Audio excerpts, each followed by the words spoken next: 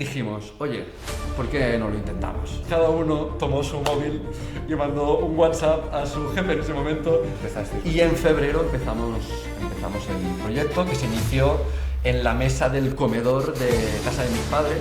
Voy a encontrar la persona que diseñe súper bien y no había manera. Creo que hemos encontrado las personas adecuadas. Esto es una de las cosas más difíciles, tú sabes de qué va, que es el cazar el talento, ¿no? Que es como el que quiere cazar mariposas para tener mariposas en su jardín. Y tú vas detrás de las mariposas y las mariposas se van, pero tú no las coges. ¿Qué tienes que hacer si quieres un jardín lleno de mariposas? Hacer un jardín espectacular, crear el jardín, o sea, pasa de las mariposas. Y como un imán o como un jardín lleno de flores, han ido llegando personitas que hemos dicho, pero si llevo 3 años buscando este perfil y no veo manera.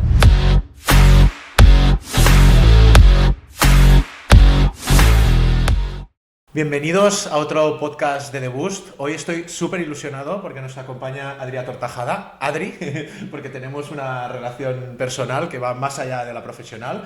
Habitualmente hemos tenido relación en formaciones que hacemos a nivel personal y por eso tenemos esa relación personal, ¿no? En cursos que hemos hecho en común. Pero hoy vamos a hablar de lo que nos relaciona a nivel profesional, que me hace mucha ilusión porque nunca se ha dado esta situación, ¿no?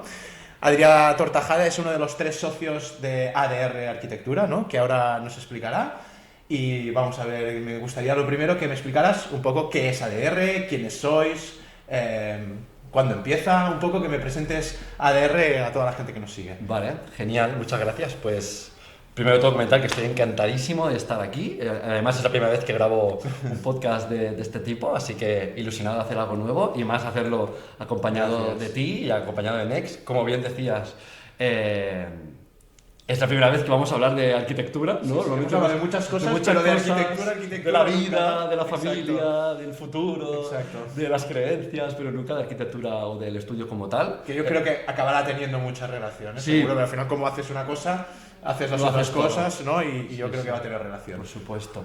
Y nada, para presentar un poco ADR Projects, es un estudio de arquitectura situado en Sant Feliu de Guíxols.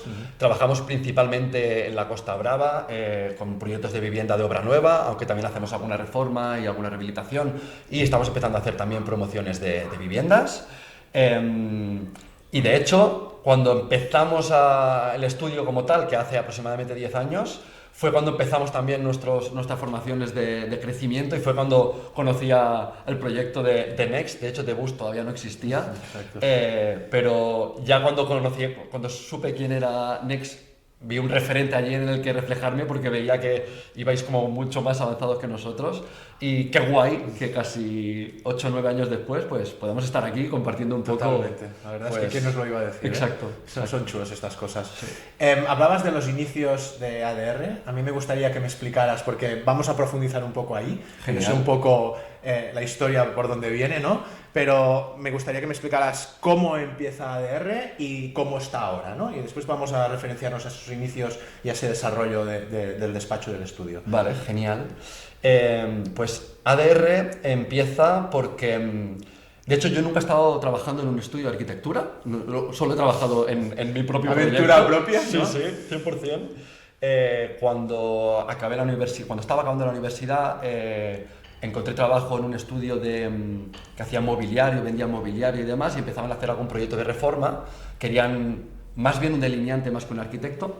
Entonces me contrataron con una nómina de 365 euros al mes, con un contrato hipotético de 5 horas al día que acababan siendo 8 o 10. O sea, una jornada completa. Disimulada, ¿no? Muy bien disimulada, y además el contrato era de auxiliar administrativo. Es cierto que aún no era arquitecto como tal, pero a la que acabé la carrera el año siguiente el contrato se mantuvo teóricamente a nivel temporal, y estuve 4 años trabajando allí. De hecho, Raquel, mi mujer y socia también de la empresa, también trabajaba allí, estábamos ambos trabajando juntos, y mi hermano, que es 2 años más pequeño, estaba acabando la universidad. Se juntó que acabamos la universidad. David encontró trabajo en un estudio de arquitectura en el cual se tuvo que hacer autónomo para que lo contrataran y le pagaban a 5 euros la hora pagándose los autónomos. Entonces, como podíamos ver, la situación no era la más propicia. No era la que nosotros habíamos idealizado el día que dijimos estudiaremos arquitectura. Yeah. Tanto fue así que una noche de Nochebuena, literal, en un punto pues algo alegre como suelen acompañar estas noches, dijimos, oye, ¿por qué no lo intentamos? Venga, vamos a intentarlo. Además, como ¿Qué podemos perder? ¿Qué podemos perder? Estamos tan jodidos, No estamos tan mal. ¿Qué podemos perder? Además, aún no teníamos ningún proyecto familiar iniciado, o sea, era el momento como un poco de arriesgarse. Siempre habíamos tenido el sueño de tener nuestro estudio de arquitectura, así que en ese mismo momento y desde la mesa, cada uno tomó su móvil y mandó un WhatsApp a su jefe en ese momento diciendo a la que acabemos las vacaciones de Navidad, nos vemos que tenemos que hablar, sin más detalle. Y tal fue el hecho que a la que volvimos de Navidad dijimos que plegábamos y en febrero empezamos el proyecto, que se inició en la mesa del comedor de casa de mis padres, porque por una anécdota familiar, precisamente en ese momento temporal, mis padres tuvieron un accidente de coche, tú conoces un poco la historia, en la que mi madre perdió la vida y nuestra casa, donde habíamos vivido siempre, quedó desalojada porque mi padre estuvo mucho tiempo ingresado en un hospital, mi madre no estaba y improvisamos el empezar a trabajar pues desde el comedor de casa. Pero bueno, empezamos a buscar algún local de alquiler y alquilamos un local. Nuestro objetivo no era otro que ganar un sueldo mínimo, pero trabajando para nosotros. Pues empezamos a hacer cédulas, certificados, algún proyecto de reforma de una cocina, de un baño. Pero hay que decir que en ningún momento nos planteamos dónde estamos ahora. O sea, no ha sido algo buscado, al menos en ese momento. Es esa inconsciencia de meterte, no es que lo que estás diciendo me refleja totalmente a cuando iniciamos Nuria y yo con una mesa que nos dejaron también. También esa reflexión que tú y yo algunas veces hemos hablado, pero cuando algo en la vida se acaba, como también son los inicios de otras cosas, ¿no? Y a lo mejor yo creo que esa energía que acaba se pone, se traslada a otro sitio para dar energía en otras cosas, ¿no? Poniéndonos un poco más metafísicos, pero sabes que tú y yo compartimos mucho estos pensamientos y yo creo que, y me emociona esto que dices porque yo conozco bien tu historia y estoy convencido de que parte, ¿no?, de esa energía de tu madre está en vuestro proyecto, estoy absolutamente convencido. Has hablado de Raquel y has hablado de David, pero a mí me gustaría que a la gente le explicaras exactamente qué es ADR, Vale. ¿no? Porque no lo saben y es muy representativo y a mí me gustaría profundizar en eso, ¿no? Vale, genial, y me encanta que lo expliquemos. Lo has hablado así como si lo supieran y es muy característico el nombre del estudio, ¿no? Sí. Adrià, David y Raquel son nuestras tres iniciales, la mía de Adrià, David mi hermano y R de Raquel, y hay que decir que fue un nombre improvisado, porque cuando aún no habíamos decidido crear el estudio, un amigo de mi hermano le dijo constructor, le dijo que tenía unos clientes que querían hacer una pequeña ampliación de su casa y le dijo, tú eres arquitecto, lo puedes hacer.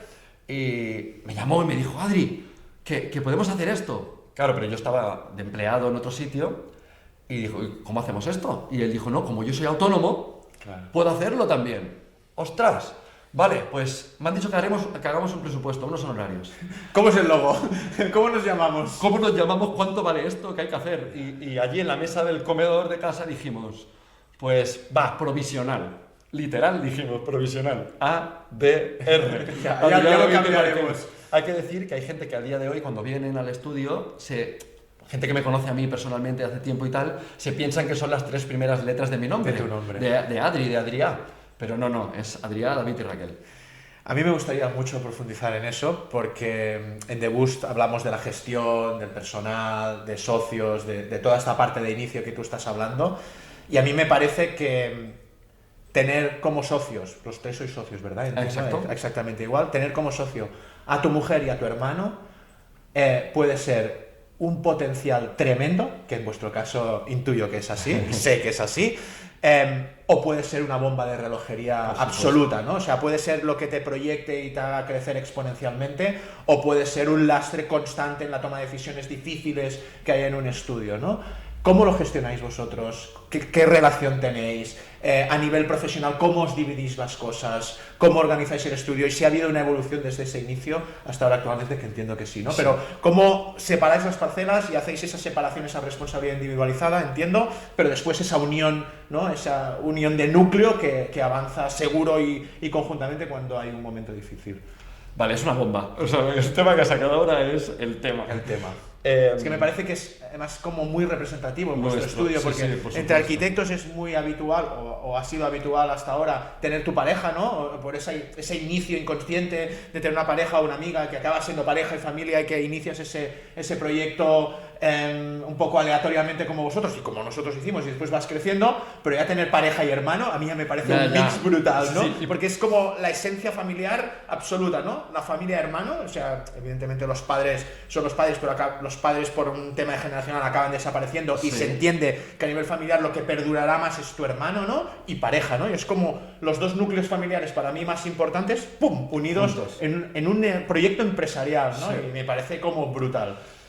Sí, y de hecho, dentro de que la situación pues hay que saber gestionarla, estoy en medio. O sea, literal. Claro. Estamos hablando de... Sí, porque mi tu hermano, papel es el más difícil mi de mujer. todos. O sea, entre ellos al final políticamente son familia, ¿no? Claro. Pero yo soy literalmente... La bisagra, ¿no? Exacto, la bisagra. No puedo decir... O sea, mentiría si dijera que es fácil y que todo sale. No es así, ¿vale? Sin embargo, se ha dado el caso en que mi hermano es también mi mejor amigo, ¿vale? Es decir, desde pequeños, pues hemos tenido una... Yo de hecho me he juntado mucho con sus amigos en entornos de cuando jugábamos a fútbol, de cuando salíamos de fiesta. Nos llevamos 2 años y un día, entonces, bueno, tenemos una relación muy cercana desde pequeños, pero además, tras la muerte de mi madre, esto aún nos unió nos unió mucho más. Lo que hablábamos antes. Sí, exacto. O sea, hubo ahí como una conexión. Y encima, tanto mi madre como mi padre siempre nos han inculcado mucho los valores sobre todo del respeto, ¿vale? Y es algo que nunca nos hemos faltado entre nosotros. Que no significa que estemos de acuerdo en todo. Pero cuando una relación se basa en el respeto, al final es empatizar y es tener un termómetro de cuándo pues tienes que ceder aunque estés convencido de una cosa, o en qué momento vital o emocional está la otra persona cuando hay que tomar una decisión y estamos en situaciones opuestas. Con mi hermano compartimos este proyecto, pero es que compartimos vida. Ahora de hecho estamos preparando un reto de cruzar Menorca de este a oeste por la costa norte y son 100 kilómetros. Y lo estamos preparando juntos, y pese a que vamos a ritmos diferentes, él corre más rápido que yo, lo estamos preparando no como reto individual, sino como reto nos vamos conjunto. a juntar de la mano y vamos a pasar las canutas y vamos a llegar al final. Entonces, es muy importante, creo, anteponer la relación personal de hermanos a la relación de empresa. Esto en cuanto a la relación con mi hermano. Ha habido como 2 momentos muy claros en el proyecto de ADR. Uno en concreto fue, pues, ¿qué te voy a decir? Al final, emprender es una tarea solitaria, aunque tengas socios, y hay momentos muy duros. Pues hubo un momento que había cosas que no encajaban y mi hermano se planteó pues, hacer una licitación para ser arquitecto municipal y como dejar un poco el proyecto, en plan, no quiero seguir con esta angustia que tengo del día a día, ¿no?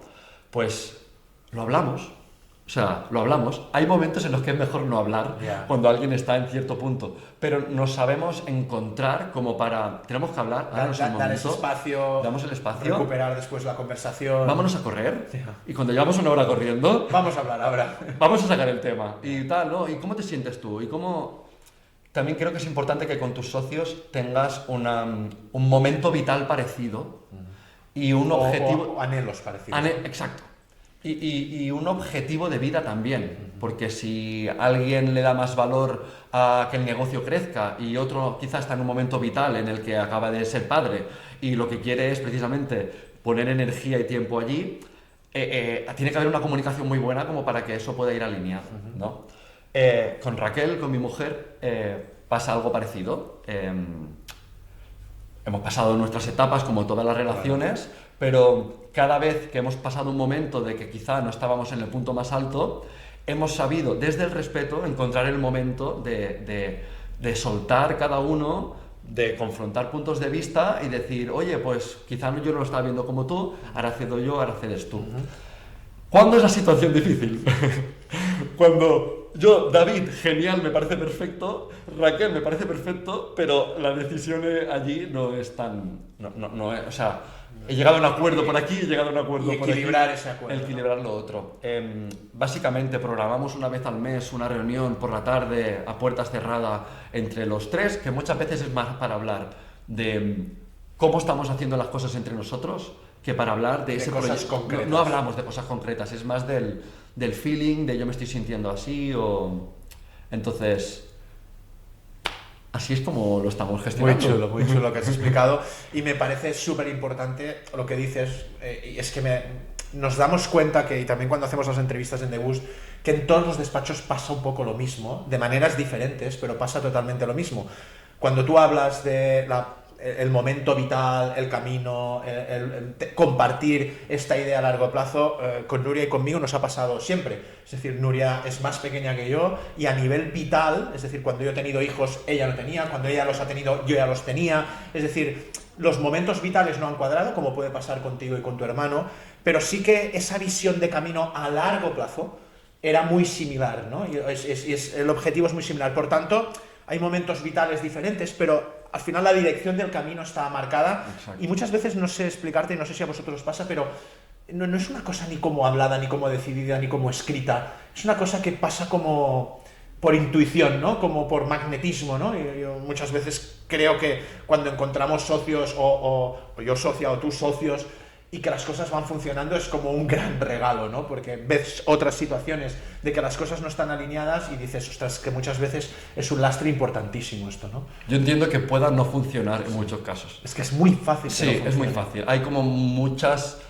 posibles situaciones en las que algo ¡pam!, deje de funcionar. Pero insisto, porque es una cosa que yo llevo muy dentro, que el respeto y el agradecimiento son dos herramientas que de hecho yo a mis hijos intento inculcarles mucho. Gracias y por favor son como las palabras que al final del día tienes que haber repetido más veces, tanto en tus relaciones del día a día como en el mundo exterior, por decirlo de alguna forma. Nosotros siempre compartimos y en The Boost lo explicamos mucho y tú me lo puedes explicar perfectamente con la situación con Raquel. Yo digo que al final yo con mi mujer, tú estableces una relación familiar y hay como 4, 5, 6, 7, 8 decisiones que definen un poco cómo va a ser la relación familiar, ¿no? Pues a nivel económico, cómo os organizáis y cómo hacéis el ahorro, estas cosas. Tendremos un hijo, no, o 2, o 3, o los que sea. Viviremos aquí, viviremos allí. O sea, hay como 5 o 6 decisiones claves, ¿no? Sí. Que son las que... Pero después entras como una rutina familiar, ¿no? En el buen sentido de que vas desarrollando. Pero en el caso de socios, es decir...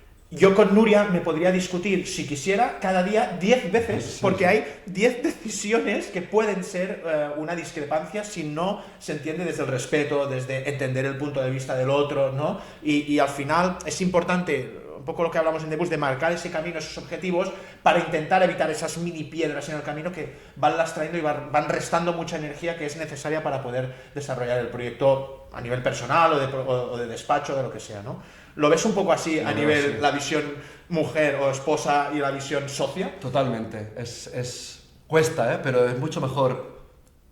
Es decir, aunque creas que tienes razón, pues ceder esa razón y decir que, o sea, que voy a sacar yo de que entremos ahora en este tema de si es rojo o si es azul. Yo lo veo bastante azul, pero es que no es un tema, o sea, no dediquemos 2 minutos a estar pensando a ver si tienes razón tú o tengo razón yo. Me gustaría que me explicaras, Adri, ese crecimiento, cuando pasáis de vosotros tres a la estructura que tenéis hoy, un poco cómo ha sido el desarrollo, cómo habéis ido incorporando a la gente, qué estructura tenéis hoy organizativa a nivel de despacho. Genial. La primera evolución, que entiendo que es contratamos a alguien, o sea, ese punto... Ese gran día. Ese gran día de decir, uy, lo vamos a poder mantener, ¿no? ¡Wow, qué aventura! Sí. Yo creo que en el 100% de los casos que la gente se encuentra en esta situación es casi necesario. O sea, no es una cosa... Cierras los ojos, y dices, contratas y que sea lo que Dios quiera. O sea, actúo porque lo necesito. Es así. De hecho, hubo un tiempo en el que Raquel estuvo desvinculada del proyecto, que es porque nació Biel, nuestro primer hijo, que a día de hoy tiene 6 años y medio, y decidimos que quería dedicar tiempo, pues sobre todo el primer año, a estar muy con él. Encima aún no teníamos mucho trabajo, así que quedó un poco desvinculada. A la que ya dijo, venga, va, voy a volver a incorporarme, nació Mar. Entonces esto provocó un terminio de unos 3 años en el que estuvo un poco apartada. Y fue en ese momento en el que dijimos, vale, pues necesitamos a alguien, cogimos a alguien de prácticas, pero aún no... A día de hoy sí que en estas reuniones que te comento que hacemos de CEOs, hay un momento que lo dedicamos a decir, oye, ¿para dónde vamos? ¿Qué queremos hacer? Para como no tener que improvisar tanto, ¿no? En esos inicios no era así, y fue en plan, necesitamos a alguien, ¿dónde lo busco? ¿Y cómo sé que me va a entender? Contratamos a alguien de prácticas y... no teníamos ni idea de cómo comunicarle qué necesitábamos. Ese era el gran problema. Que no lo veíamos así. Veíamos en plan, tía, no se entera. ¿Y por qué ha hecho esto así? Pero luego a la que te alejas un poco dices, pero si soy yo. Que no se lo estoy explicando. Si yo no lo hubiera entendido tampoco, si yo hubiera sido esa persona, ¿no? Empezamos a formarnos a nivel empresarial y a nivel personal. Y empezó a llegar faena. Entonces ya ahí fue un poco improvisado todo de ir contratando gente y reorganizando como podíais, ¿no? Sí, y casi como tapar agujeros, ¿no? De decir, pues yo qué sé, la memoria de los proyectos. Esto me lleva mucho tiempo y parece una parte más mecánica. Pues vamos a buscar a alguien que haga esto. Y lo hacíamos todos nosotros, pero era como que cada patita hacía falta alguien que produciera un poco eso. Teníais como mini ayudantes de Eran de mini temas. ayudantes, pero era un poco insostenible. Yeah. Hasta que eso fue añadiéndose a una segunda persona, una tercera, una cuarta, y llegó un momento en el que no podíamos ni producir nuestra faena, ni atender a las dudas de los demás, y fue cuando ya empezamos a generar un poco de estructura. De protocolos, de estructura, de organización. Sí. ¿Cómo organizáis ahora?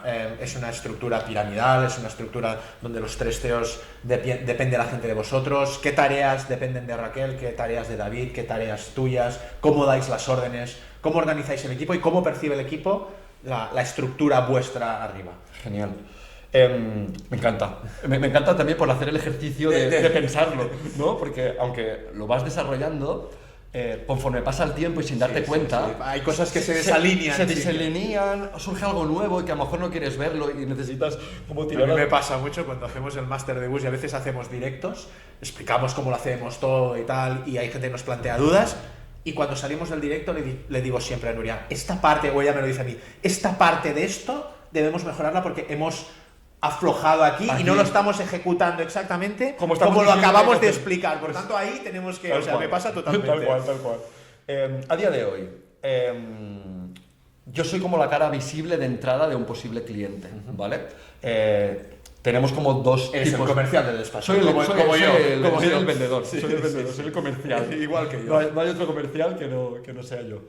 Aunque a veces, por el momento exacto en el que llega un posible cliente, mi hermano ocupa ese lugar, ¿vale? Aunque la idea, el rol principal, lo tomo yo. Entonces, ese contacto primero con el cliente y la fase de diseño, a día de hoy, el que está diseñando los proyectos soy yo también, aunque recientemente, y te estoy hablando de hace 2 semanas, hemos literalmente creado un estudio de diseño, o sea, un departamento de diseño que la idea es que acabe cogiendo el rol porque...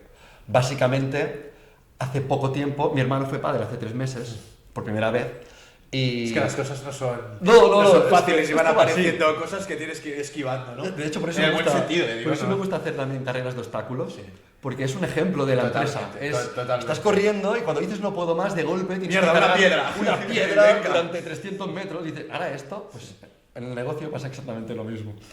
Entonces, yo recibo ese cliente, tengo la parte de diseño, que como os digo, ahora estoy mirando de delegar, y luego me encargo también de controlar al equipo mientras se hace lo que es el proyecto básico, solicitud de licencia, incluso proyecto ejecutivo, pero de una parte más externa, porque hay un departamento que se dedica a hacer básicos y ejecutivos, ¿vale?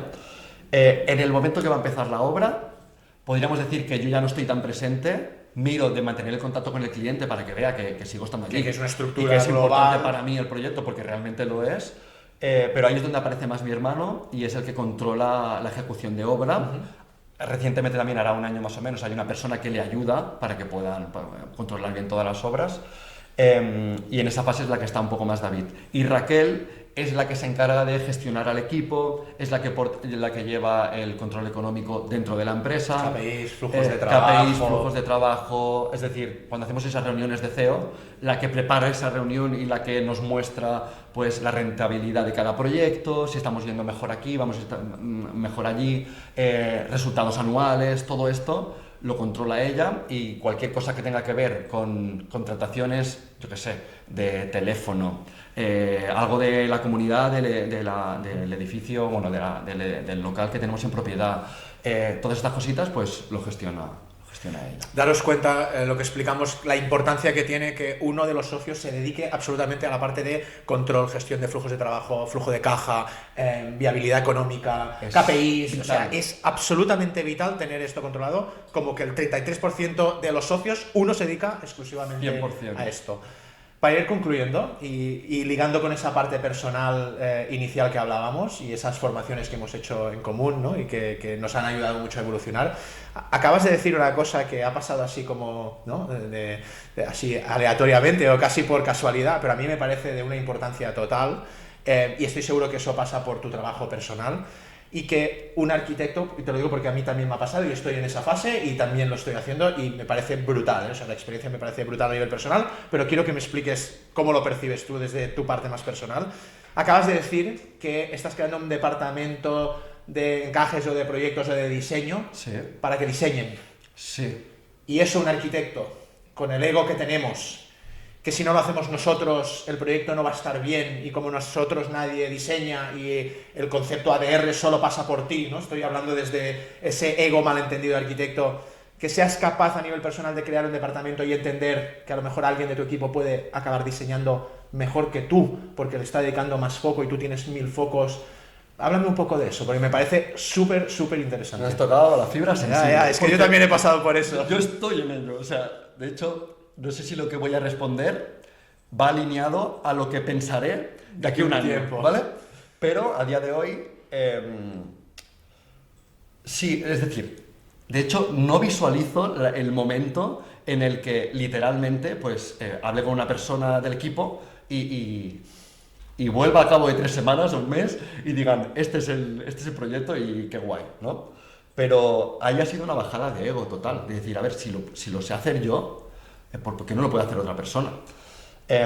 También es verdad que ha sido un motivo estratégico de que, como comentaba antes, que David acaba de ser padre. Lo que pasó en ese momento exacto en el que él desapareció del estudio fue que nos entraron 3 o 4 proyectos de gran envergadura que había que diseñar, tenía que tener sentido, había que compartirlo al cliente, y si no se hacía eso en 2 o 3 meses, el equipo no podía seguir luego produciendo. Entonces, es en plan, Adri, ¿quién te has pensado que eres? Que todo tenga que depender de ti. Pasar por ti. Todo tenga que pasar de ti. Lo difícil ha sido, y creo que en esto hemos acertado y hemos hecho un headshot, creo que hemos encontrado las personas adecuadas para hacerlo, que esto es una de las cosas más difíciles, y tú sabes de qué va, que es el cazar el talento, ¿no? Al principio me enfoqué voy a encontrar la persona que diseñe súper bien, y no había manera. Y el otro día escuché una cosa que me encantó y dije, es que es eso lo que ha pasado. Que es como el que quiere cazar mariposas para tener mariposas en su jardín, y tú vas detrás de las mariposas y las mariposas se van, tú no las coges. ¿Qué tienes que hacer si quieres un jardín lleno de mariposas? Pues poner unas flores fantásticas. Hacer un jardín espectacular, crear el jardín, o sea, pasa de las mariposas. Y vendrá. Tú vas por él.